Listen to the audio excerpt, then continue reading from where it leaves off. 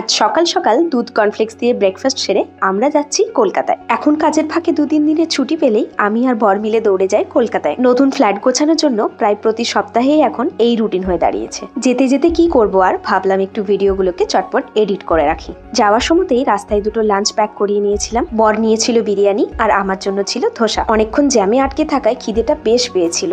দুপুরে একটু রেস্ট নিয়ে বিকেল হতেই বেরিয়ে পড়লাম একটু ফার্নিচার দেখতে যাওয়ার জন্য। এখন এসেছি ডাইনিং টেবিল দেখতে।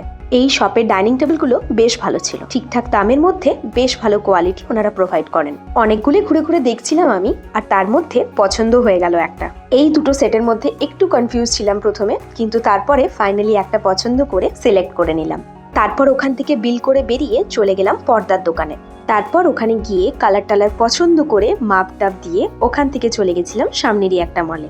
আর ফেরার পথে ভিওমর থেকে একটা বার্গার নিয়ে খেতে খেতে বাড়ি চলে এলাম। আর আজকের ভিডিওটা এটুকুই, টাটা।